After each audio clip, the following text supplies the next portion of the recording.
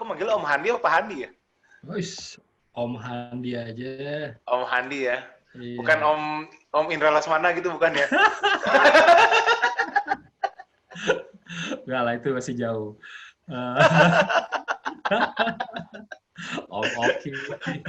Masih bisa aja dia. Iya. Takutnya kan kepleset Om Indra, Om Handi Oh, maksudnya gitu. Iya.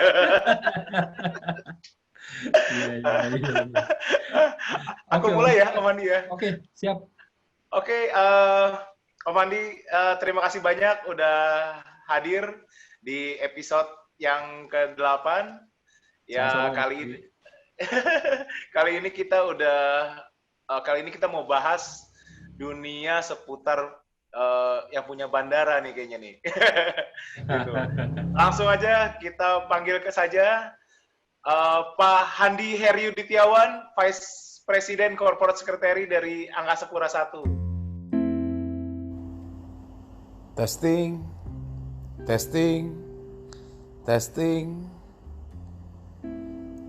Dialogs. Terakhir kita ketemu kapan tuh, Om ya?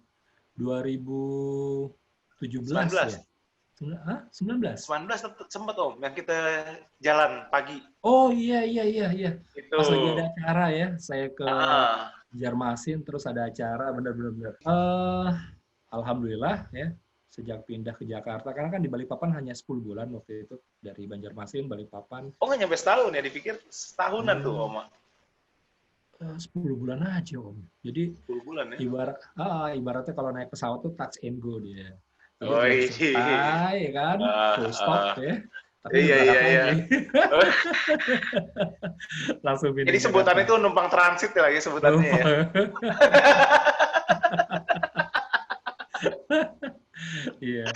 Sekarang di Jakarta ya, saya udah 2 tahun 1 bulan lah kurang lebih di Jakarta, di kantor pusat Angkasa Pura I.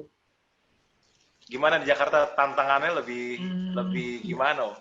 Ya, kalau di Banjar ya, kalau di Balikpapan itu kan fokus ke satu cabang, ke satu bandara aja. Kita memanage satu wilayah ya, karena di situ juga harus kita pastikan ini terkoordinasi, bisa operasional, bisa berjalan dengan baik, dengan lancar. Jadi Bandara Samsudinur di Banjarmasin, kemudian Bandara Sepinggan, Balikpapan ya. Nah, pas saat saya pindah ke Jakarta, dikasih amanah untuk memantau, memonitor 15 bandara. Wih, luar Jadi Angkasa biasa. Pura I ini punya 15 bandara Om ya. Kita ada 15 dari yang paling barat itu ada Kulon Progo, ya. Kemudian ada Yogyakarta di Sucipto, kemudian Jenderal Ahmad Yani Semarang, terus ke wilayah timur, terus kalau di Kalimantan tuh ada Banjarmasin, ada Balikpapan, terus ke wilayah timur ya, di Sulawesi itu ada Sultan Hasanuddin Makassar, kemudian ada Samratulangi Manado, terus ke wilayah timur sampai di Sentani Om. Sentani ya? Iya, karena ini bandara relatif baru yang baru bergabung ke Angkasa Pura I ya, sejak 1 Januari 2020 Om. Selama ini pengelolaan di bawah siapa kalau yang Sentani itu? Berarti? Sentani di bawah Kementerian Perhubungan Om. Ya, Perhubungan, kemudian kita ambil alih 1 Januari 2020, dan sebenarnya ada satu lagi, Palu ya, Mutiara Palu. Oh iya. Itu sempat ya, sudah ada satu MOU antara Kementerian Perhubungan dengan kami Angkasa Pura I, karena terjadi musibah pada saat itu, ingat yang musibah gempa Palu ya. Betul. Bandaranya kan juga sempat terkena dampak dari musibah gempa bumi tersebut. Akhirnya Palu ditunda dulu ya, untuk sementara waktu ditunda, tapi kedepannya itu akan, insya Allah kita akan kelola ya, kita akan kembangkan kembali. Itu berarti ya. Kalau yang Pontianak itu juga termasuk ke wilayahnya Om Handi juga tuh yang Pontianak? Pontianak di AP2. Oh, AP2 ya? Ya, di Indonesia saat ini Angkasa Pura dibagi dua ya, Angkasa Pura 1 dan Angkasa Pura 2. Angkasa Pura 1 untuk wilayah timur, Angkasa Pura 2 untuk wilayah barat. Nah, batasnya itu Angkasa Pura 2 kelola untuk di Kalimantan tuh Palangkaraya, Om. Dekat Oh, Banjar. Iya, iya, iya, 4 iya. jam lah darat itu Iya. ke Wah, kayak Palangkaraya. pengalaman juga nih Om Adi. Nah, itu di Angkasa Pura 2. Pontianak Angkasa Pura 2. Untuk di Pulau Jawa ini Angkasa Pura dari Bandung. Kertajati, Bandung ke wilayah barat. Oh, Halim, Jakarta, itu Angkasa Pura 2. Dan seluruh Sumatera tentunya. Oh, berarti Kertajati masuk ke Angkasa Pura Angkasa 2 Pura ya? 2, betul. Nah, Oke, oke. next-nya kita lagi menggodok saat ini Kementerian BUMN ya. Nanti akan ada holding nih Om. Oh, gitu. Akan ada holding, akan ada satu manajemen ya yang baru yang membawahi AP1, AP2 dan salah satu lagi adalah Garuda Indonesia yang akan masuk dalam holding tersebut. Nah, ya ada Pelita Air Service juga ya, salah satu maskapai yang memang saat ini dimiliki oleh Pertamina, itu akan gabung. Penas juga nanti akan gabung dalamnya. Nah, ini saat ini sedang digodok oleh pemerintah. Berarti termasuk juga yang di dalam itu ada Angkasa Pura Logistik, Angkasa Pura Retail, Angkasa Pura Hotel ya Om ya? Ya, termasuk anak usahanya. Jadi kalau di Angkasa Pura 1 ini kan kita punya 5 anak perusahaan ya. Yang tadi Om sebutkan tuh, Angkasa Pura Logistik, Angkasa Pura Hotel, Angkasa Pura Retail, Angkasa Pura Support, dan Angkasa Pura Property. Termasuk itu akan masuk dan nanti akan dipilah. Ya. Jadi kalau misalnya kami, Angkasa Pura 1 kan punya logistik nih untuk pengurusan kargonya. Angkasa Pura 2 itu juga punya dia. Ya. Dia punya Angkasa Pura Kargo. Garuda Indonesia juga punya ya untuk lini bisnis kargonya. Nanti akan dilebur jadi satu. Sesuai dengan lininya tersebut nanti akan akan digabungkan. Nah, ini lagi dikonsepkan, lagi digodok oleh kementerian. Kita lihat ke depan aja. Nah, kalau kita berbicara sekarang Om Handi di Jakarta ini, tentu kan nggak lepas juga dari apa yang Om Handi kerjakan, yaitu sebagai VP Corporate Secretary nih Om. Nah, VP Corporate Secretary-nya Angkasa Pura 1 kan, di Jakarta ini. Nah, yang kita perlu tahu ini, sebenarnya VP Corporate Secretary itu lebih apa yang dilakukan Om? Bahasa gamblangnya, Om Oki kalau lagi ketemu sama kawan-kawan di Pemda, baik tingkat 1 ataupun tingkat 2 di Kalimantan Selatan, itu ada Pak Sekda ya. Nah, itu. Kurang lebih seperti itunya deh. Kita memanage ya dari korporasi yang ada, ya kita lihat ya, karena kebutuhan di dalam memanage korporasi ini juga kan perlu. Jadi kami menjaga kesinambungan, ya, sustainability dari perusahaan ini supaya tetap bisa berjalan dengan lancar, ya. Karena banyak aturan, ya, aturan-aturan compliance yang harus kita ikuti, GCG yang harus kita jalani, ya. Kemudian hal-hal terkait dengan tunduknya perusahaan ini kepada aturan-aturan main, kaidah-kaidah bisnis yang ada, kayak gitu. Nah, saya juga dengan tim melihat bahwa ada tugas pokok lainnya adalah untuk menjaga reputasi, ya. Kemudian menjaga citra, menjaga hal-hal yang value kami, ya. Itu dalam praktek bisnisnya itu punya nilai, ya. Dan ini juga harus kita pastikan bahwa persepsi Angkasa Pura 1 itu harus selalu nilainya positif di masyarakat, di publik. Ini yang kita bangun. Sebenarnya itu di situ. Selain untuk rutinitas hari day-to-day operation, day-to-day activity-nya, kami juga memastikan ke seluruh direksi dan komisaris tentunya ya, kami join ya, dengan sekretaris Dewan Komisaris, itu kita sama-sama memastikan ini roda operasional, roda administrasi perusahaan bisa berjalan. Intinya di situ. Iya. Jadi apa namanya? Berarti tugasnya Om Hadi sebenarnya jadwalnya cukup luas ya, bahkan bisa jadi ke setiap minggu mungkin akan ada controlling atau quality control ke setiap bandara-bandara yang dipegang API 1 juga, Om. Bisa jadi gitu juga. Bahasanya sih mungkin bukan controlling ya. Saya update aja terhadap kondisi tiap bandara. Bagaimana yang sedang menjadi isu strategis di bandara tersebut pada hari ini, pada minggu ini, ya, pada bulan ini. Sehingga ini yang harus dijagain. Kemudian kalau memang sudah menurut kami, ya, menurut saya itu perlu dieskalasi, perlu dinaikkan ke tingkat board, ke tingkat direksi persoalan tersebut, dan ini perlu diperhatikan. Karena memang banyak beberapa case-case yang di cabang itu perlu turun tangan dari Jakarta untuk menyelesaikan persoalan di daerah.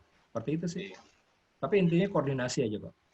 Monitoring ataupun pengawasannya bukan terhadap operasional ya. Itu sudah ada bidangnya, sudah ada kawan kami yang memang melaksanakan tugas tersebut. Tapi intinya kami menjaga aja sih.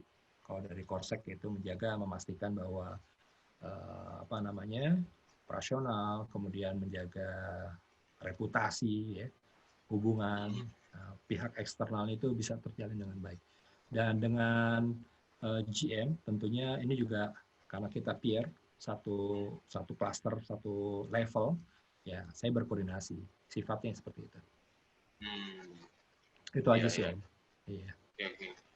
Iya, jadi khususnya lagi di pandemi seperti ini ya, Om ya. Jadi iya, karena memang semua berubah, Om ya, Om Oki ya. Kami merasakan kita ada laporan ya, konstruksi dari kegiatan kami itu sangat luar biasa ya, karena di bulan Mei sendiri hampir dikatakan 95% lebih ya, penerbangan kami stop pada saat itu. Iya. Ya, hampir tidak ada penerbangan sama sekali di bulan Mei. Gitu. Dan siapa juga mau terbang ya sebenarnya. Iya, jadi pada saat itu kan luar biasa deh Om Oki bisa ngerasain ya. Tapi alhamdulillah di bulan Juni, Juli ini mulai ada pertumbuhan, mulai ada kenaikan kembali.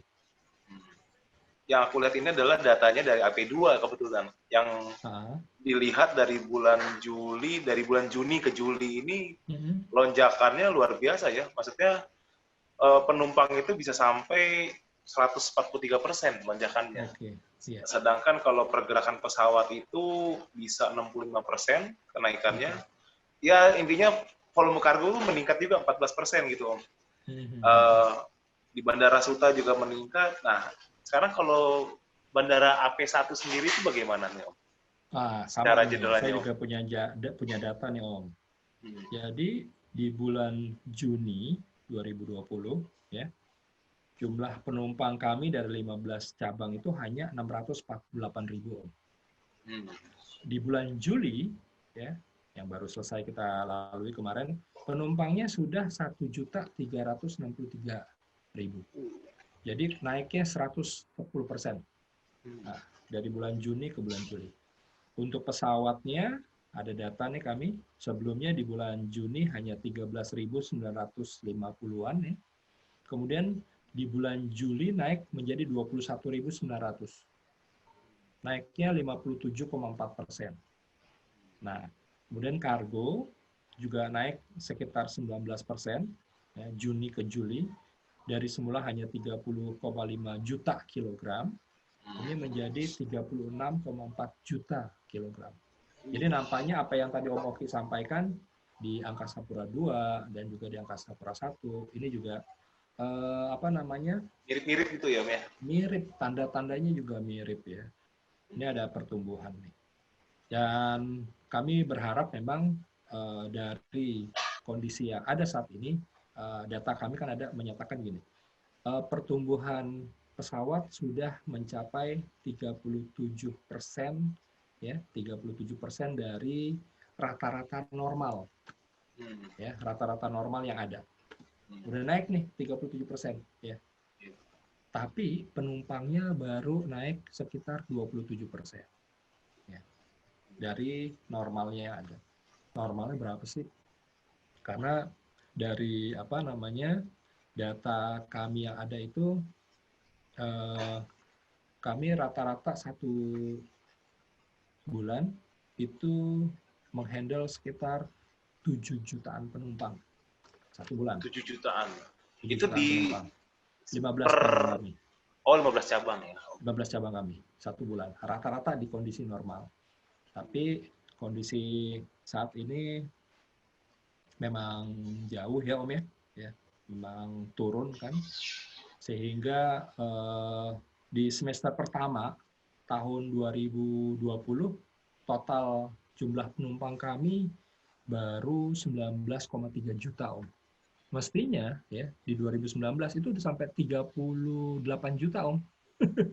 Ini turun cukup dalam ya, sekitar hampir 49% nih turunnya. Apalagi Angka di Juni itu di Juni atau Mei ya? Ada Lebaran kan ya Om ya? Iya, betul Om.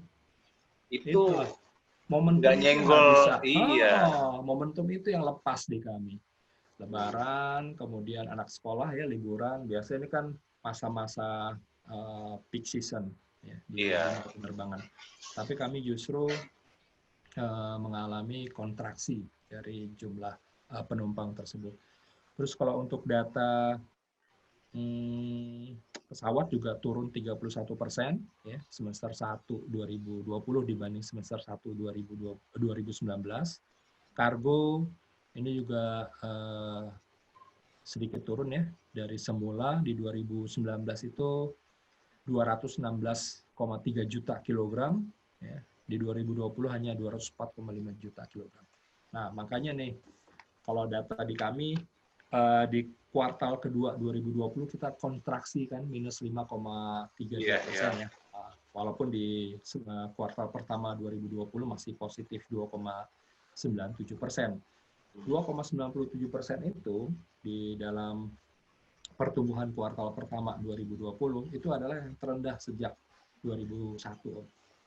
Sejak 2001 ya? Iya, itu yang terendah sejak 2001. Ini yang mestinya ini yang semestinya kita sudah antisipasi ya, kita jaga. Karena di 2 bulan pertama 2020 kita masih mengalami pertumbuhan positif Om. Untuk data-data, angka-angka dari penerbangan di Angkasa Pura I. Tapi Maret ya itu mulai turun. Cina penerbangan mulai di stop, pemerintah Saudi Arabia sudah mulai stop untuk umroh ya. Itu langsung turun, drop. April drop, Mei paling drop lagi. Iya. Itu kondisinya. Di Juni, Juli udah mulai naik-naik lagi Om. Alhamdulillah itu ya. Data kami bulan Juni saat ini itu sudah mirip-mirip dengan bulan April yang lalu 2020. Jadi sudah mulai ada rebound ya, rebound penumpang PAX ya. Ini juga sudah kita lihat. Dan kalau kami cek dari data yang ada Om, ujung pandang ini masih yang terbanyak nih, terpadat kondisinya saat ini, Makassar ya. Karena selain kota transit, Makassar juga mempunyai penerbangan terusan ke wilayah timur. Dia di tanggal 7 kemarin itu melayani 174 flight, Om. Ya.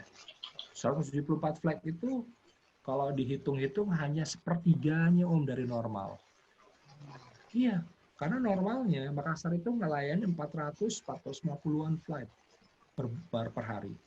Ini hanya 170-an, 174 flight. Ya. Tapi oke lah ya, walaupun sudah ada tanda-tanda rebound. Surabaya yang kedua, kemudian Balikpapan, ya. Balikpapan yang ketiga. Ini 3 besar yang Makassar, kemudian Surabaya, kemudian Balikpapan. Dan bukan Bali ya malah Om ya, bukan Bali ya? Bali kan sempat ditutup, Om. Ya kan? Untuk penerbangan Internasional pariwisatanya ya. kan ditutup. Nah, per tanggal 31 Juli, ini menarik nih Bali, Om.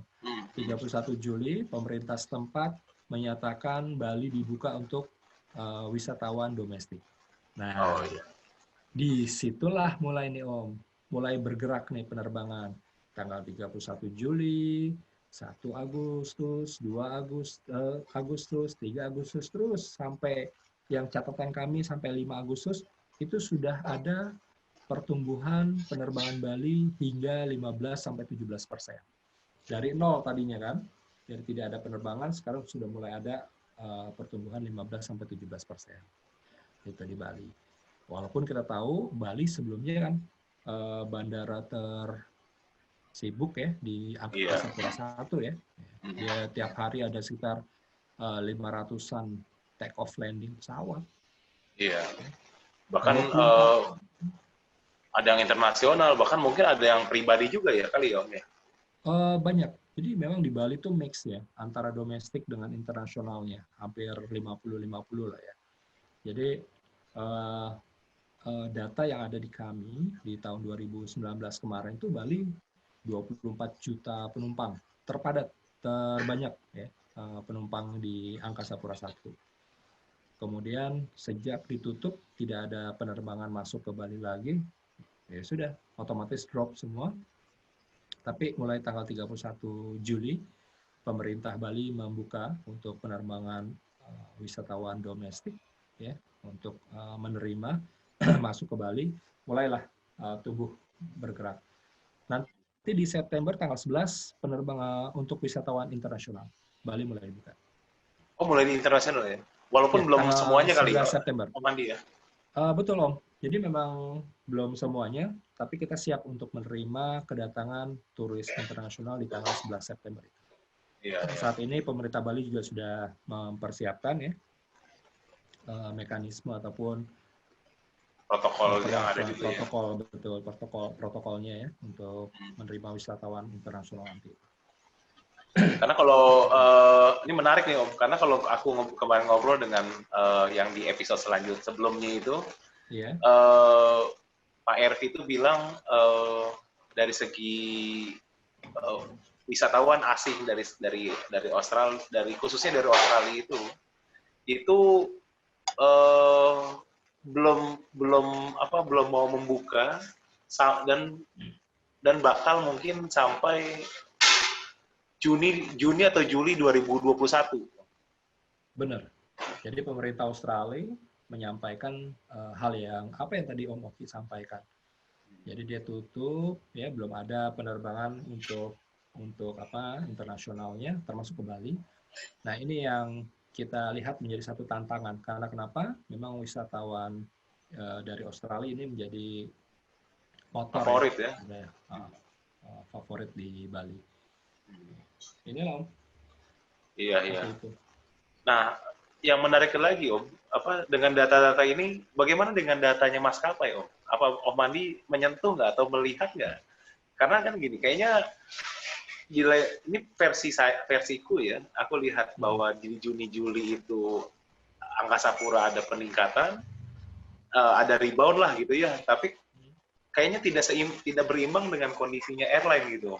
Gimana Om Andi melihatnya?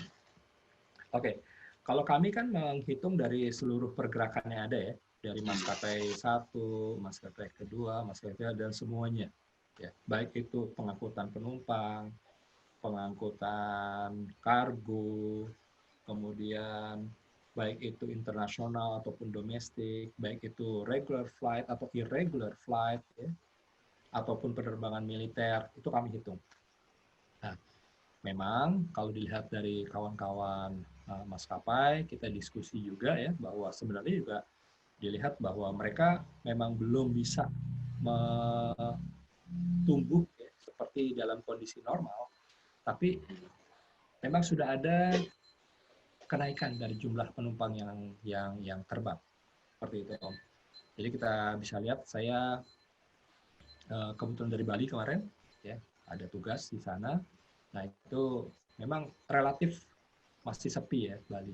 Tapi dilihat dari pergerakan pesawat regular flight ya, pesawat berjadwal itu sudah mulai ada isiannya penumpangnya. Sudah kelihatan. Karena memang ini kan aturan yang 70% ya dalam pesawat itu juga masih berlaku. Di data kami ini kan di bulan Juni ke Juli itu kan naik sampai 19% ya, 19%. Dia ngangkut 36,4 juta kilogram ya, kargo. Artinya semestinya dari total angkutan yang dilayani semestinya sih juga naik volumenya nih Om. Kalau saya lihat seperti itu. Karena memang bila dibandingkan bulan per bulan, yang paling parah itu kan di bulan Mei ya Om ya. Ini titik nadirnya di situ. Kemudian kita rebound, ya, bulan Juni, Juli ini makin tinggi, makin naik. Nah, data kami sih itu sih Om. Jadi kalau misalnya di-compare ke maskapai, kemudian dicek dari masing-masing pelayanan kargo ya, perusahaan kargo, mesti sih ada pertumbuhan. Iya. Pastinya. Ya. Tapi kalau dengan kondisi di bandara itu, khususnya untuk SDM-nya, Om, apa sejauh ini Angkasa Pura ada pengurangan pegawai atau bahkan pemotongan upah misalkan atau apa atau gimana gitu? Oke. Om, ini yang yang harus kami sampaikan ya. Jadi Angkasa Pura sejak berdiri tahun 64 kayaknya sih case pandemi COVID-19 ini yang membuat kami benar-benar terasa kinerjanya sangat terpukul. Ya, sangat jatuh. Sehingga baru dalam sejarahnya kami memperkirakan akan tutup buku dalam kondisi rugi deh tahun ini. Oh gitu ya? Iya, kami dalam kondisi rugi. Ya.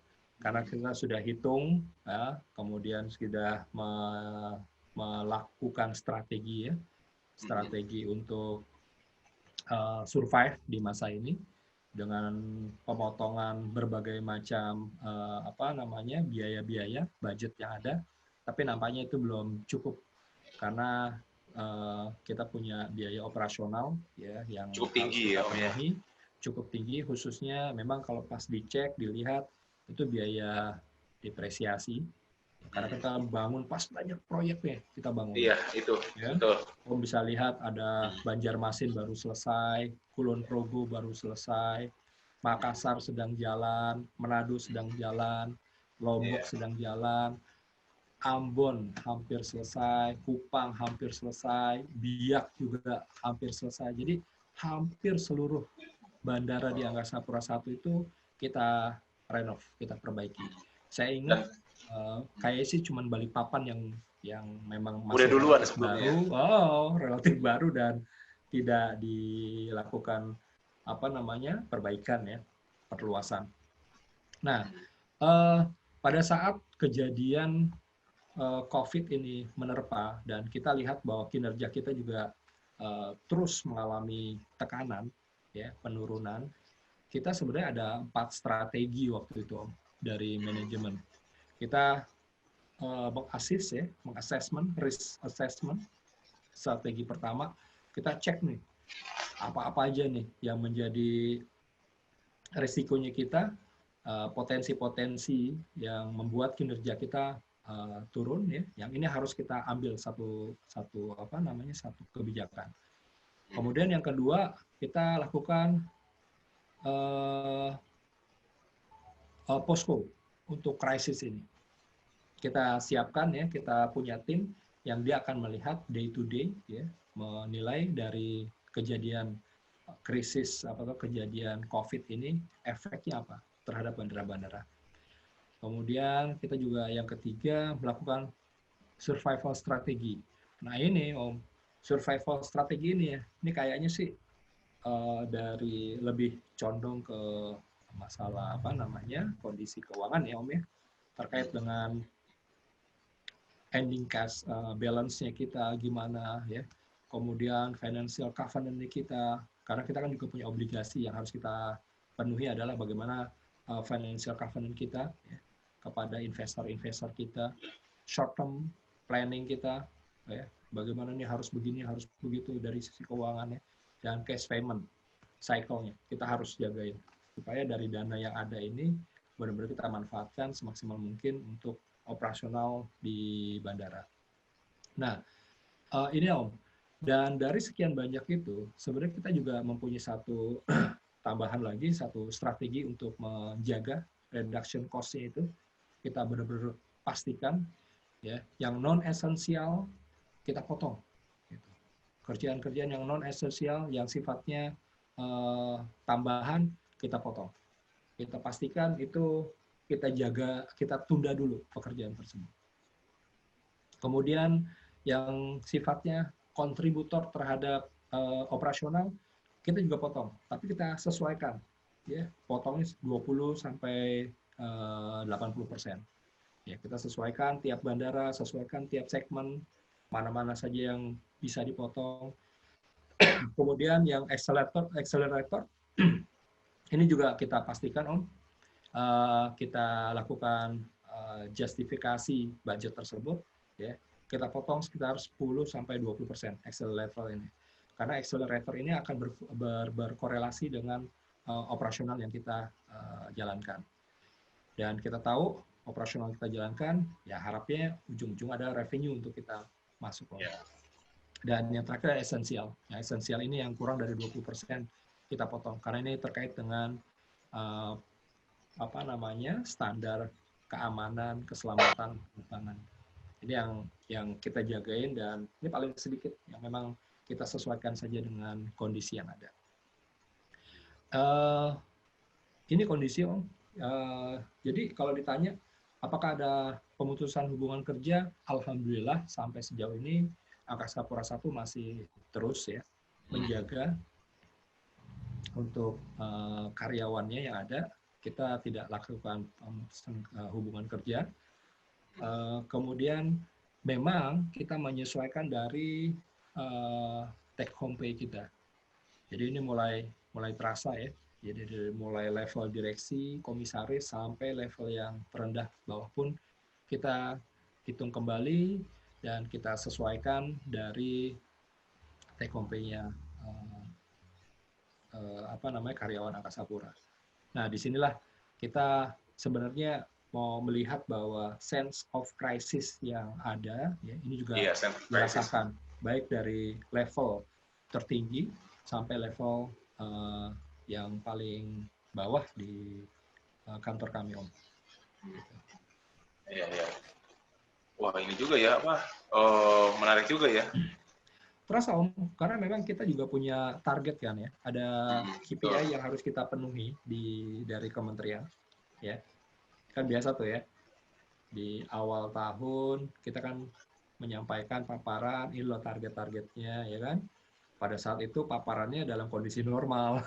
Iya, ternyata itu rusak semuanya Om. Ibaratnya ibaratnya tsunami gitu ya. Ternyata ada ini ya. Ada tsunami gitu ya. Ini yang berubah semua. Ya, ini yang berubah semua, ya udah akhirnya kita berusaha semaksimal mungkin lah. Ya. Wah, kita tahu ya. Nah, dan pihak kementerian juga memahami kondisi ini ya cukup memukul ya beberapa BUMN yang ada, ya, khususnya transportasi, khususnya pariwisata, ya, itu terasa. Nah.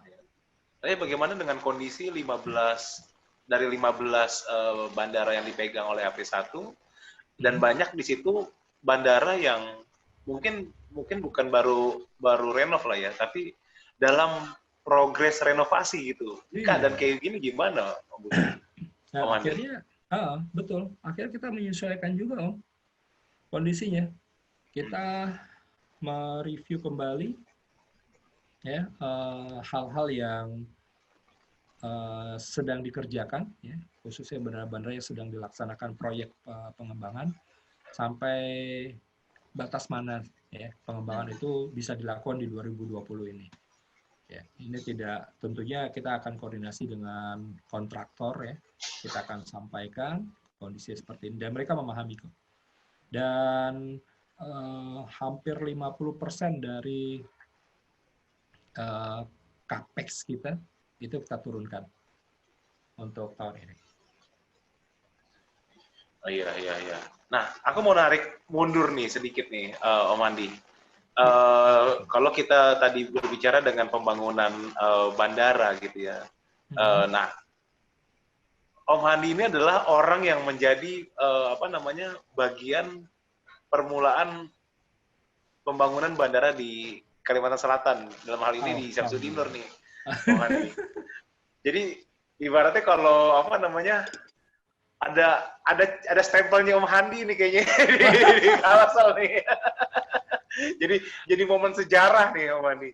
Nah, bisa nggak Om Handi ceritain gitu? Karena kan yang aku lihat ini kan kondisinya waktu itu, ini penglihatanku kondisinya enggak simpel juga. Ini rumit khususnya di masalah tanah ya.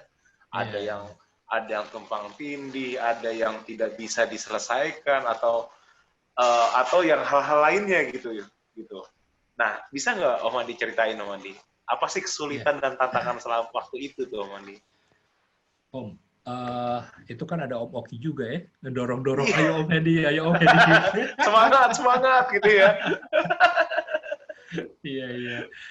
Nah, Om, jadi sebenarnya itu pengembangan Bandara Syamsuddin Nur ya, itu udah kita siapkan lama. Sejak 2011 sebenarnya sudah dilakukan pembebasan lahan.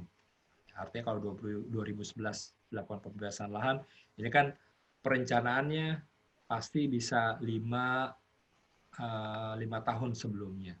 Nah, ini yang sebenarnya pada saat itu momentumnya Banjarmasin dengan Balikpapan, Om. Iya. Kenapa Balikpapan bisa dilaksanakan lebih dulu, padahal disiapkannya perencanaan lebih belakang. Balikpapan bisa langsung dikerjakan, bisa langsung selesai, dan langsung diresmikan. Nah, Banjarmasin memang, Balikpapan pada saat itu tidak ada pembebasan lahan ya. Jadi memang dibangun di lahan yang memang sudah miliknya Angkasa Pura I. Jadi relatif persoalan lahan ya. Lebih simpel, persoalan lahan tidak ada kendala di situ. Nah, kalau ke Banjarmasin, ini kan ada lahan 101 hektar ya yang harus kita bebaskan untuk pengembangan tersebut. Nah, ini yang luar biasanya sejak 2011 juga sudah dimulai pelaksanaan pembebasan lahan. Saya di Banjarmasin 2015 pada saat itu. Saya meneruskan apa yang belum selesai ya pada saat itu. Ya udah, akhirnya saya berkoordinasi dengan Pak Gubernur, Paman Birin, kemudian saya koordinasi juga dengan Kapolda pada saat itu, dengan Kajati. Terus ini yang sulit ya Mani justru ya? Ya karena memang harus selesai nih. PR saya di situ. Saya ingat waktu mau berangkat tuh di briefing dulu sama direktur utama. Dia tanya, kamu tahu apa yang harus kamu kerjakan? Siapa? Ya newbie. Baru deh kan, gitu kan. Siapa? Udah selesaikan lahan di Banjarmasin, kerjakan proyek, dijalankan. Oh siap, udah. Saya jadi PR saya nih yang utama itu. Saya ingat tuh, turun pesawat, langsung ditelepon minggu depan groundbreaking. Groundbreaking untuk pelaksanaan proyek Banjarmasin. Udah, akhirnya didesain, disiapkan, oke udah jalan. Bisa. Nah, dari koordinasi itu Om, alhamdulillah ya. Allah masih jalan, akhirnya terbuka. Sebelumnya kan buntu memang. Sempat buntu, sempat tidak berjalan lagi untuk penyelesaian lahan tersebut, tapi keluarlah LO dari Kejaksaan Agung pada saat itu, kemudian dari Pak Sekda Banjarbaru pada saat itu juga sangat mendukung ya untuk menyelesaikan persoalan ini, dikasih target hanya sampai Desember, ingat sekali itu, Desember 2015, karena masuk ke 2016, undang-undang yang akan kita pakai sebagai acuannya itu udah berbeda.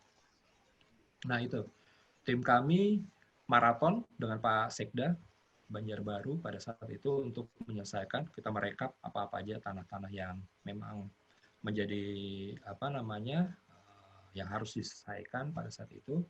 Dan alhamdulillah ya, ini syukur juga ya karena Allah tentunya, kita dapat datanya. Kita rekap mana yang menjadi masalah, mana yang sudah clear, mana yang belum diselesaikan, itu ada datanya. Kita laporkan ke BPKP ya untuk dampingi. Ya sudah berjalan terus ya, kita selesaikan satu-satu ya, kita bayarkan tanah-tanah yang masih tersisa yang belum dibayar. Dan alhamdulillah sampai akhirnya persoalan tanah clear dan pelaksanaan lelang untuk proyek ini sempat 2 kali Om. Lelang pertama gagal ya. Setelah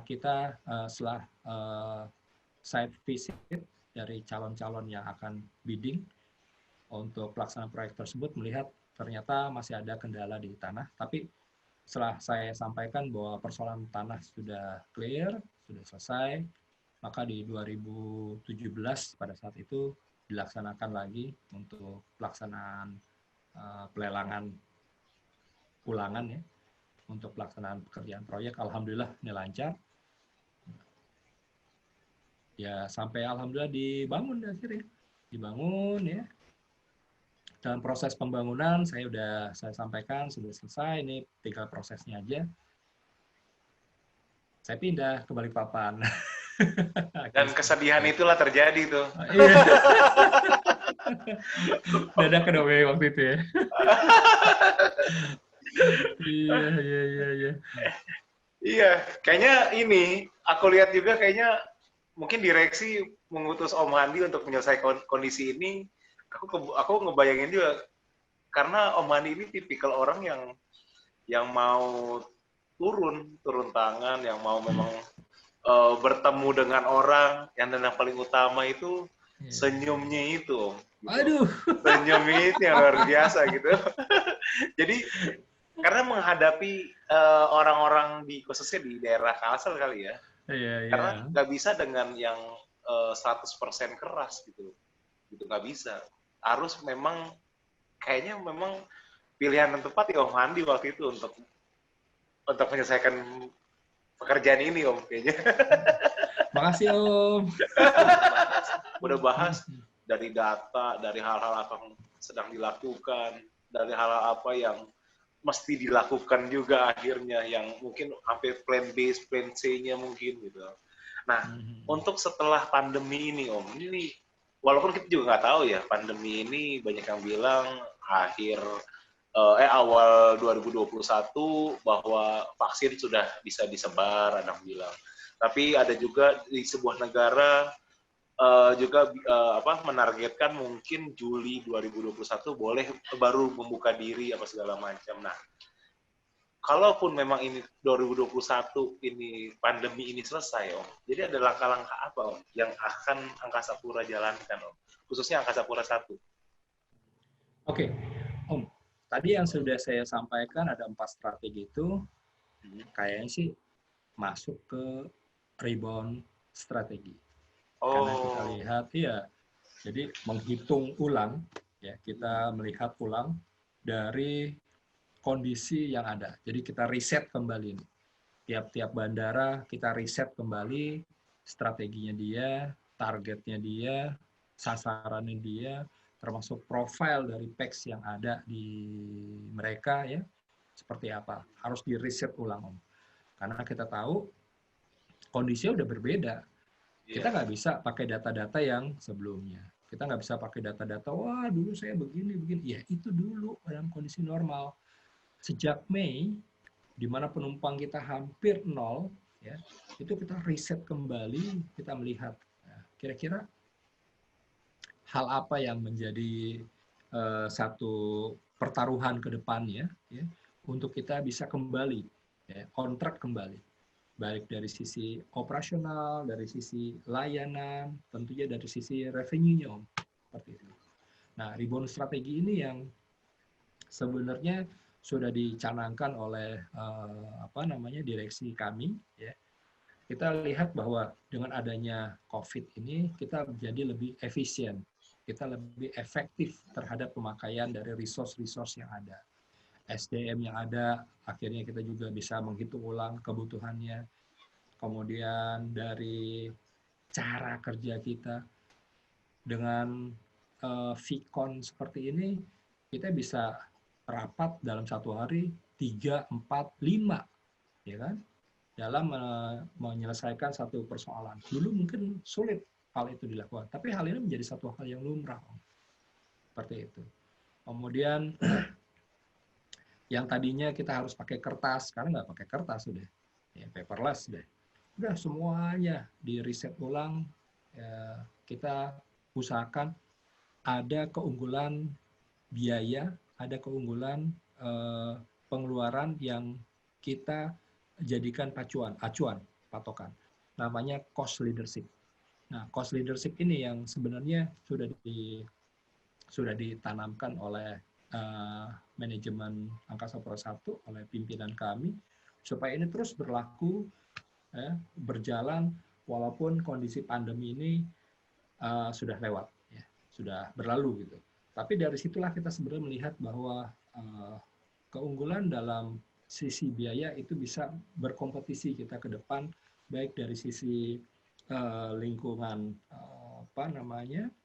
nasional, regional maupun global, seperti itu. Karena kita punya hitung-hitungan, Om. Jadi setiap bandara punya hitungan.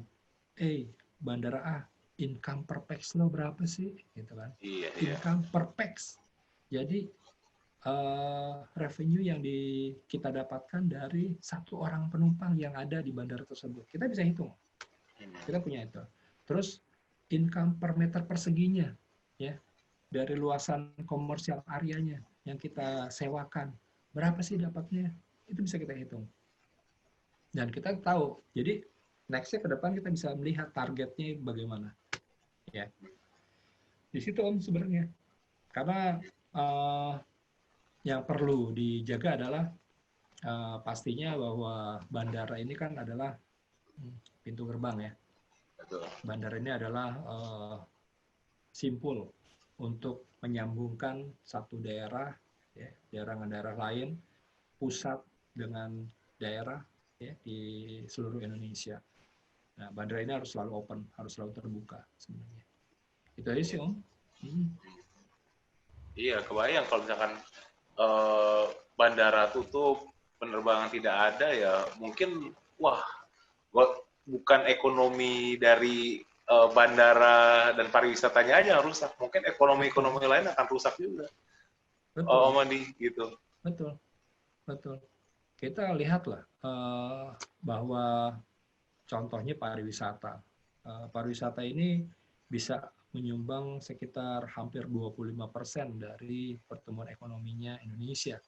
Ya, karena memang di situ kan banyak turunannya, ya, peruntutannya yang terkait dengan kepariwisataan. Ini yang sebenarnya juga harus kita perhatikan sih, Om. Ya.